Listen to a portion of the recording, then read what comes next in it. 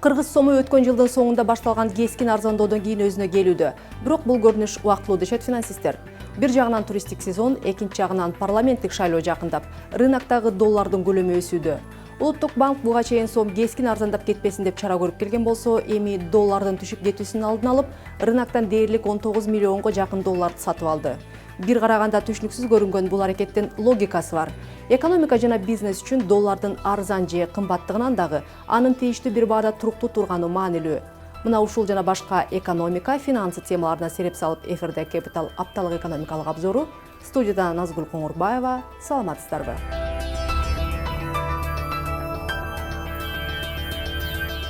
Кыргызстан Евразия экономикалык биримдигине кошулду. Ал эми бул экономикалык биримдиктин тартиптери Кыргызстан үчүн дагы жарым жылдан кийин күчүнө кирет. Ага чейин Кыргызстан өзүнүн мыйзамдык жана инфраструктуралык базасын ЭСТин талаптарына ылайыкташы керек. Эскерте кетсем, бул уюмга Белоруссия, Казакстан, Россия жана Армения мүчө. Capital Евразиялык экономикалык биримдикке кирген өлкөлөрдүн айлык маянасын карап чыкты. 2009 жылы орто статистикалык москвалыктын айлык акысы $1475 түссө, Минск шаарынын тургуну $660, Астана жашоочусу $444 алып жашашкан. 6 жыл мурда Бишкекте орточо айлык акы $183 гана түзгөн. Жыл өтпөй эле Евразия экономикалык биримдиги ишке киргенден кийин москвалыктардын маянасы 2 эсе көбөйгөн. Минскте тескеринче 2 эсе азайып $284 түзүп калган. Астана тургуну дагы 90%га көбүрөөк, тагыраагы $833 алып баштайт. Ал эми бишкектиктердин айлык маянасы жай өсүп $244 жетет. Валюталык өзгөрүүлөр айлык акыны дагы өзгөрттү. 2015 жылдын февраль айында орто статистикалык москвалыктын айлыгы $1000 түздү. Белоруссиянын тургунунун кирешеси $705, Астана жашоочусу $927, бишкектик $231 алып калды. Салыштырууда кыргызстандыктардын айлык акысы эң төмөн болуп чыкты. 2015 жылдын февраль айында орто статистикалык Бишкектин айлык акысынын бар болгонуна 39 кг кой этин сатып алууга мүмкүн болсо, Астана тургуну 1 айлык эмгек акысына 134 кг эт ала алат. Минсктин жашоочусу болсо 157, москвалык 186 кг кой этин өз маянасына сатып ала алат.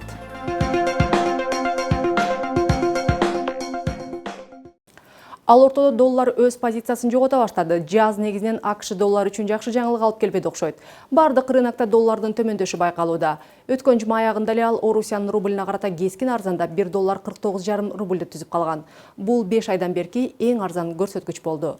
Сомго карата дагы доллар арзандады. Бишкекте 1 ай ичинде эле AQSh валютасы 7,6%га түшкөн.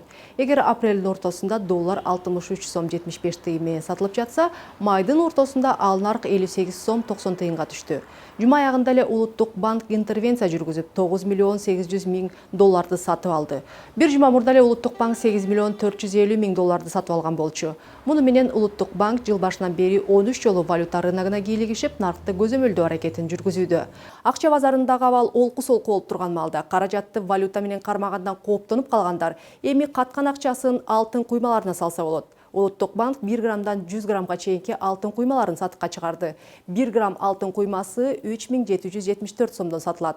Аны кайра эле Улуттук банкка сатууга болот. Алтын куймаларынын баасын Лондон биржасындагы наркка карата күн сайын өзгөрүп турат. Каржы адистери алтынды улуттук чекти билбеген, саясий жана экономикалык олку-солкуларга көз каранды болбогон кепилдүү инвестиция катары баалашат. Капиталды алтындаштыруу жолдору жана анын пайдасы туурасында элдик экономика рубрикасы.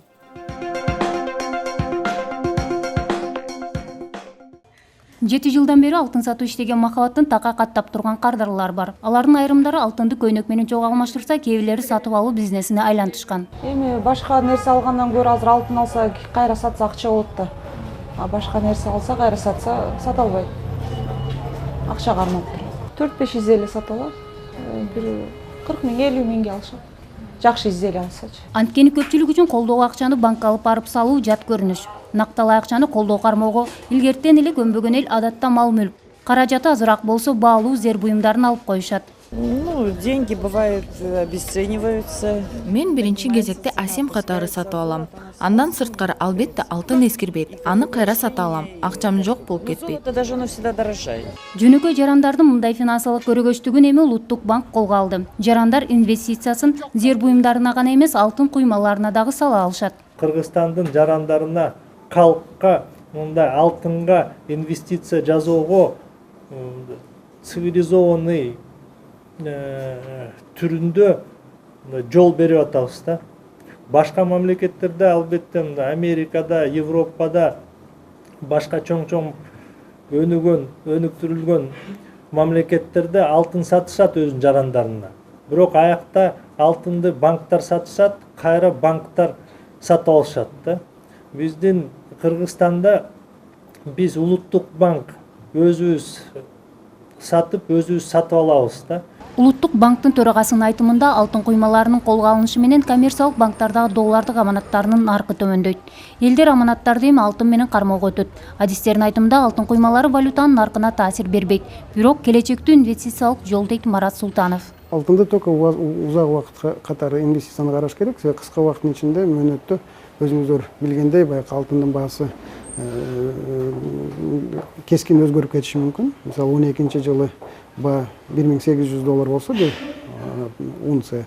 Азыр болсо мисалы 1170. Өзүңүздөр көрүп атасыздар, ба дээрлик бир 50-60% төмөндөп кеткен да. Ошондуктан эгерде узак мөөнөттө алсаңар, мисалы 20 жылдык мөөнөттө алсаңар, анда алтындын баасы 3 эседен өстү да. Ошондуктан мен ойлоп атам, алтынды узак мөөнөттүк инвестиция каратары караса болот да. Кыска мөөнөттүн ичинде алтын менен ойнош бул только профессионалдардын иши да.